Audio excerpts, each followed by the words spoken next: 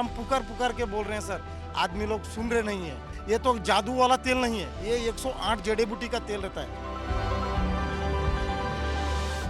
ये बीजेपी का मॉडल है। किसी के घर में छापा मार करके इस तरह का काम करते हैं। पूरे उत्तर प्रदेश में सबसे ज्यादा बिजली को लेकर के गरीबों को परेशान किया जा रहा है।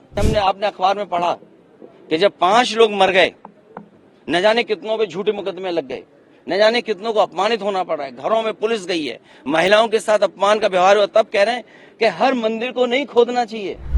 उत्तर प्रदेश की संभल सीट से समाजवादी पार्टी के सांसद जियाउर रहमान बर्ग के घर पर 19 दिसंबर को बिजली विभाग की टीम पुलिस के साथ पहुंची थी।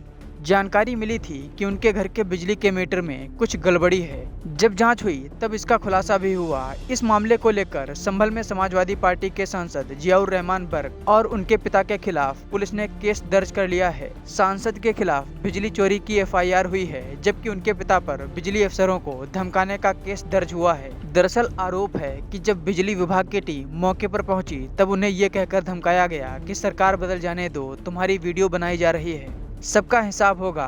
हालांकि बिजली विभाग के अफसरों ने फौरन एक्शन लेते हुए सांसद के घर की बिजली काट दी। इस मामले पर अब अखिलेश यादव का भी बयान सामने आया है। अखिलेश यादव ने इसके लिए योगी सरकार को जमकर घेरा है, जिसे आप इस वीडियो में सुन सकते हैं। सर, बर्ग साहब पे एक और FIR हो गई है, बिजली चोरी का FIR। फिर मैं बोल रहा हूं आपसे, ये बीजेपी का मॉडल है। किसी के घर में छापा मार करके इस तरह का काम करते हैं। पूरे उत्तर प्रदेश में सबसे ज्यादा बिजली को लेकर के गरीबों को परेशान किया जा रहा है। बिजली को लेकर के FIR दर्ज है। आज ऑन रिकॉर्ड मैं कह रहा हूं ये बात, आप निकलवाइए रिकॉर्ड। सबसे ज्यादा बीजेपी के लोगों ने मुकदमे दर्ज कराए हैं किसानों पे, गरीबों पर, और जानबूझ करके। आपकी कोई सुनवाई नहीं है। अधिकारी उनके हैं, अधिकारी खुद हाथ खड़े कर देते हैं, कहते हैं हम पे ऊपर से दबाव है। ऊपर से किसका दबाव है? मुख्यमंत्री जी का खुद दबाव है। और आज आपने अखबार में पढ़ा कि जब 5 लोग मर गए, न जाने कितनों पे झूठे मुकदमे लग गए, न जाने कितनों को अपमानित होना पड़ा है, घरों में पुलिस गई है, महिलाओं के साथ अपमान का व्यवहार हुआ, तब कह रहे हैं कि हर मंदिर को नहीं खोदना चाहिए।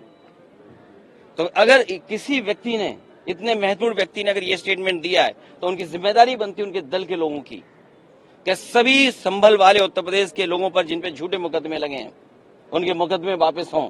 हालांकि जान वापस नहीं कर सकते, कोई धरती पर ऐसा नहीं जो जान वापस कर दे, लेकिन कम से कम उन परिवारों की सरकारी मदद करे जिस तरीके से मुआवजा वो और दूसरे लोगों को देते हैं।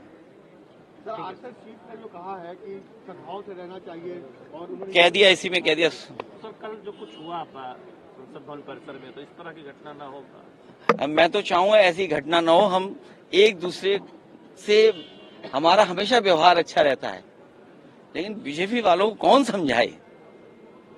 बीजेपी वालों को कौन समझाए? सरकार उनके पास है, प्रशासन उनके पास है, पुलिस उनके पास है।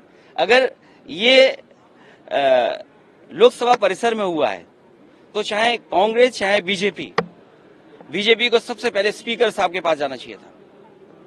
बीजेपी को स्पीकर साहब से शिकायत करनी चाहिए थी। और अक्सर हम और आप देखते हैं, जब आपको बाहर किया जाता है तो स्पीकर साहब आपको बाहर करते हैं, पुलिस बाहर नहीं करती है आपको।